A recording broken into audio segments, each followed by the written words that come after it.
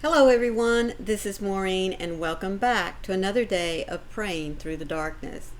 Today we are going to talk about giving.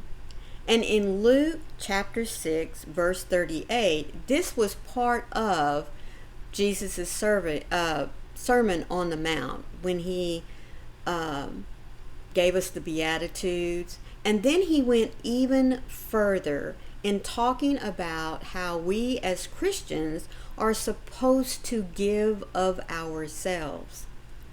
Give, and it will be given to you. A good measure, pressed down, shaken together, and running over, will be poured into your lap. For with the measure you use, it will be measured unto you. So what Jesus is telling us in this verse is that by being generous, we are not going to lose anything. It doesn't cost us anything. But think about it as an investment in your Christianity. Giving leads to receiving. It really does. And you yourself know this. We always try to teach our little ones that the gift part that we give is being able to give. And we shouldn't expect anything in return. And it is nice whenever we receive a gift from a little one, even if it's just a rock that they found out there in the driveway. When we show them the excitement of being given something, you know their little hearts are bursting with joy because we made them happy. And that's what we as Christians should do. By giving of ourselves, whether it is money for someone who is in need.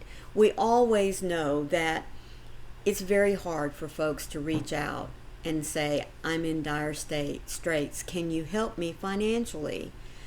It just is. It's not within our nature to want to ask for financial help.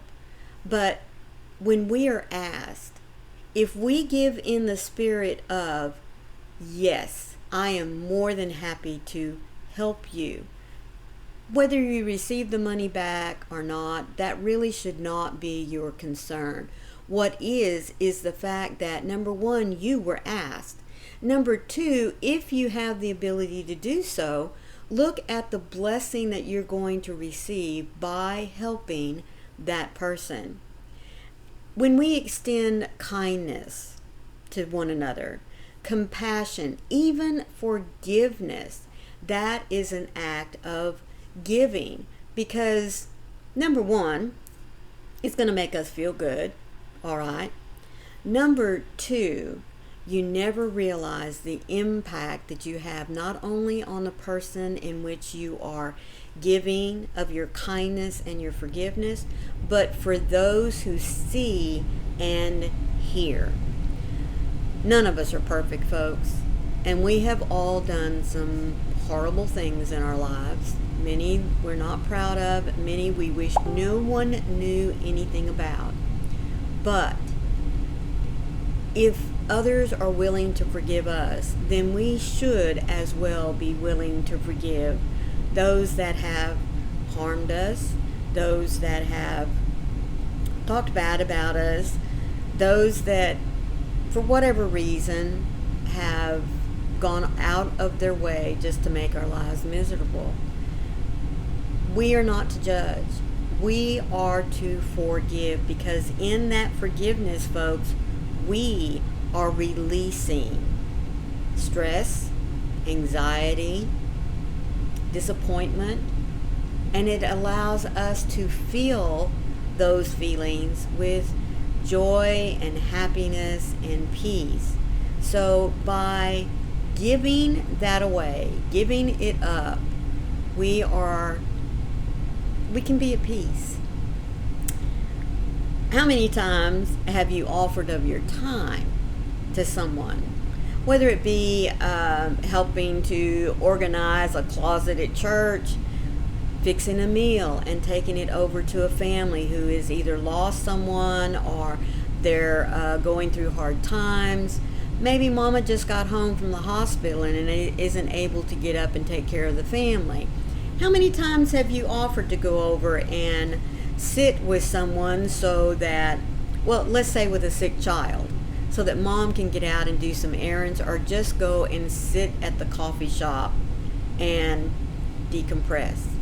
How many times have you offered to watch the neighbor's kids so that that husband and wife can go out and have a date?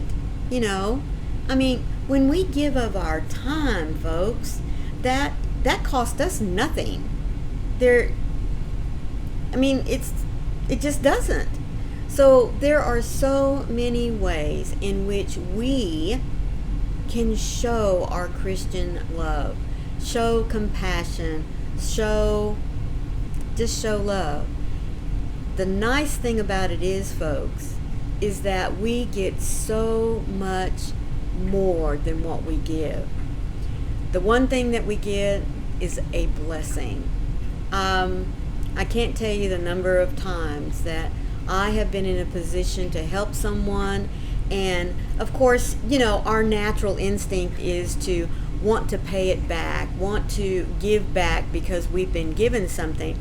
But we have to stop and think just a moment. If you give with the right spirit, doesn't it just make you feel good? That blessing that you receive in order to help someone. So I always like to stress, I don't want anything in return. I want you to pay it forward. When you find a need, whatever it is you can do, pay it forward and receive the blessing that's going to come to you by being able to help someone. So living a generous life doesn't have anything to do with money. It has to do with compassion, love, and kindness for those around us. So think about that the next time. Don't worry about whether you have the money to help someone or not. There are so many other ways in which you can be generous. Your time, your help, lending a listening ear without any judgment. There are so many ways in which we can be blessed and receive blessings beyond what we could have imagined just by loving and helping one another. Your heart, God, is abundant in nature.